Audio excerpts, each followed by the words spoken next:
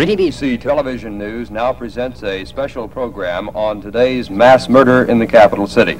Here is KTBC Television News Editor Neil Spells. Good evening. One of history's worst mass murders occurred here in Austin today. By official count tonight, 49 persons were hit by gunfire. There are 16 dead and 33 injured. It started last night when a man reportedly killed his wife and his mother. That same man apparently rounded up an arsenal and supplies this morning and then went to the observation deck of the University of Texas Tower. It was then that terror rained down from the tower. Charles Ward was there and described the shooting.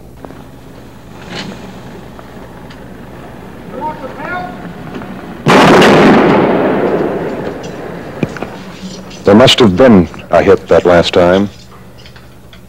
We hear people outside of our building in an area where we can't now look safely saying, "Let's help that boy. Does he need help? Someone must be down."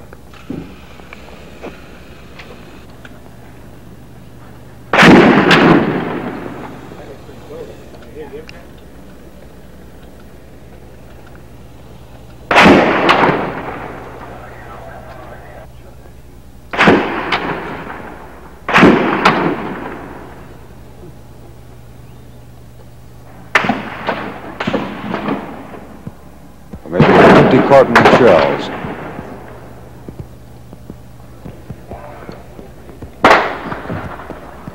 Ricochet bullets bouncing off the top of the piece of the tower falling now. And the battle goes on. Sirens screamed for the 90 minutes that the gun battle was in progress. It was hot, past 90 degrees on the ground, probably much hotter high atop the tower with the sun ricocheting off the limestone with the same intensity as the police bullets. Students, co-eds, crouched at the place where they could find safety. Austin police were reinforced in their gun battle by sheriff's deputies, by Texas highway patrolmen, by Texas Rangers, and some citizens who were deputized when they offered their services. But from the time the first call came in to the UT police at 11:48 a.m. until Austin police gunned down the man they said was the sniper at 1:22 p.m., the university campus resembled a battlefield. Dead people were lying on the hot sidewalks, and dozens of courageous persons risked death time and time again to try to save them. One funeral director driving an ambulance was shot and critically injured trying to help. An Austin policeman lost his life. A University of Texas professor was killed. Countless students and innocent bystanders fell without knowing what hit them. A boy riding a bicycle was picked off with deadly accuracy. Time and time again, men risked their lives to try to save others, and this man shown here hauling a dead man to safety was one such man. Charles Ward talked with him after he got back. One of those who is out of breath now after running out onto the mall rescuing those who've been shot is Brian Ellison of Austin, who has been in Vietnam, has been back for 2 years. Brian, how many have you gone out to rescue? Today, 2. What did you have to do? Run hard and keep low. Did you have any trouble getting them up, or did any shots come close to you while you were out there? No shots came close to me, just the last one. He was dead. He was dead weight. He was a little hard to pick up, too limp. Not like someone who's knocked out. How many have you seen that are dead today? Just one. I hope not any more. But there were more, many more, and the full impact of today's tragedy still has not been felt because the magnitude of the crime is practically impossible to comprehend. Charles J. Whitman, a 25-year-old Marine veteran who earned a sharpshooter rating while on active duty. He was identified by police as the sniper. He was shot down on the observation deck by 2 city policemen. The policemen were aided by an Austin man, Alan Crum. The story of how they ended the 90 minutes of terror was told this afternoon at a news conference held by Austin Police Chief Bob Miles. Jack Bowserson was there. When Police Chief Bob Miles held his news conference at 3 o'clock this afternoon, he described the events in which the sniper met his death.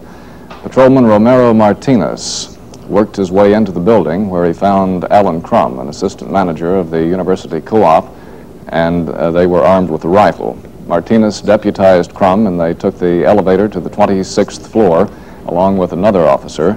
Martinez and Crum then crept out on the walkway on the opposite corner from where Whitman was stationed. Chief Miles had a diagram prepared to illustrate what happened then. Miles is drawing a diagram here that will show you roughly,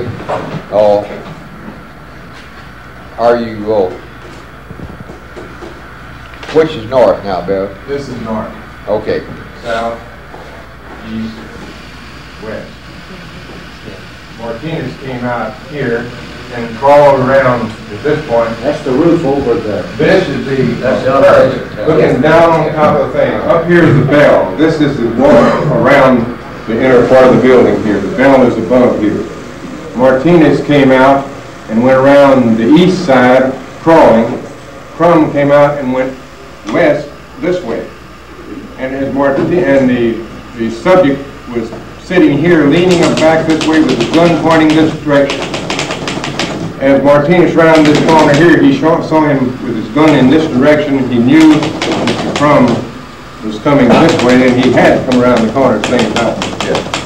Martinez fired from here, from this point here. As he was northwest. As he swung his rifle toward him, he fired. As he saw him leveling the rifle, or pointing the rifle in this direction, and knowing that Mr. Crum was here. He was pointing the rifle at Crum when Martinez fired. And Martinez would come around this way.